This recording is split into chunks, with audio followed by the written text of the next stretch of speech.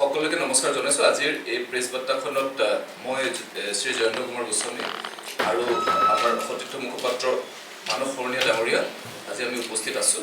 এটা খুব গুৰুত্বপূৰ্ণ বিষয়ৰ ওপৰত আমি আপোনালোকক সম্বোধন কৰিব বিচাৰিছোঁ। আৰম্ভ কৰিব পাৰিম না?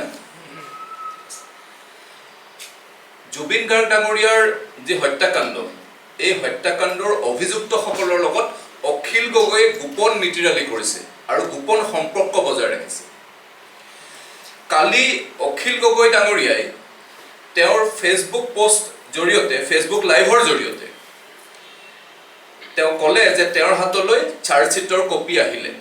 আমি প্ৰশ্ন কৰিছোঁ যে তেওঁৰ হাতলৈ কেনেকৈ চাৰ্জশ্বিটৰ কপি আহিলে।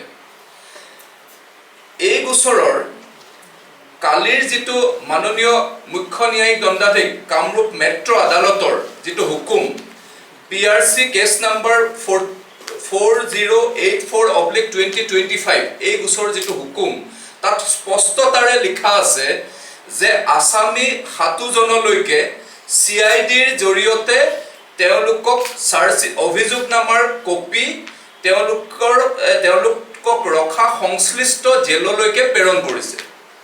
আৰু আনহাতে তেওঁলোকৰ যিসকল লিগেল অথৰাইজ ৰিপ্ৰেজেণ্টেটিভ আছে, পৰিয়ালৰ লোক আছে, তেওঁলোকক আদালতত একোটা পেন ড্ৰাইভৰ জৰিয়তে অভিযোগনামাৰ কপিসমূহ আৰু লগতে তথ্য যিখিনিত অভিযোগনামাৰ লগত দাখিল কৰা সংশ্লিষ্ট ৰেকৰ্ডসমূহ তেওঁলোকক প্ৰদান কৰিছে।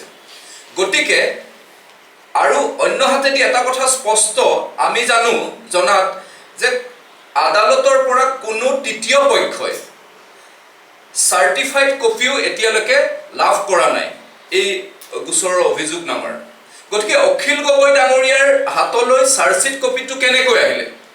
নিশ্চয় এই 7জন অভিযুক্তৰ কোনোবা এজনে তেওঁক দিব লাগিব, অথবা এই অভিযুক্তসকলৰ যিসকল পৰিয়ালৰ লোক আছে, কালি আদালতত যিসকল উপস্থিত আছিলে, যিসকলে পেন ড্ৰাইভৰ যোগেদি অভিযোগনামা সমূহ পালে, তেওঁলোকে দিব লাগিব।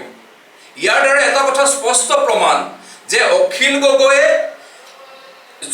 আমাৰ হিয়াৰ আমঠু জুবিন গাৰ্গ ডাঙৰীয়াৰ হত্যাকাৰী অভিযুক্তসকলৰ লগত অথবা তেওঁলোকৰ পৰিয়ালৰ লগত গোপনভাৱে সম্পৰ্ক ৰাখিছে আৰু মিতিৰালি কৰিছে।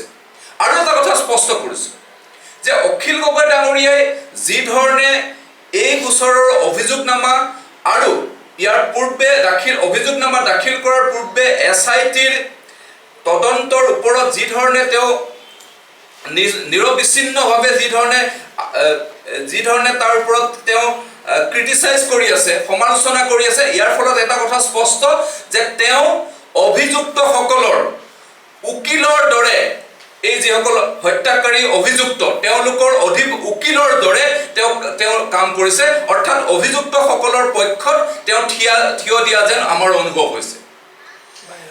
গতিকে এটা কথা স্পষ্ট যে অখিল গগৈ ডাঙৰীয়াৰ এই যি কথা বতৰা বা তেওঁৰ যি এই সন্দৰ্ভত যিবিলাক মন্তব্য, এই মন্তব্যই এটা কথা প্ৰমাণ কৰে যে তেওঁ জুবিন গাৰ্গ ডাঙৰীয়াৰ হত্যাকাণ্ডত আদালতৰ জৰিয়তে অভিযুক্তসকলক কঠোৰৰ পৰা কঠোৰতম শাস্তি প্ৰদান কৰাত ক'ৰবাত নহয় ক'ৰবাত তেওঁ প্ৰদান কৰাটো তেওঁ নিবিচাৰে।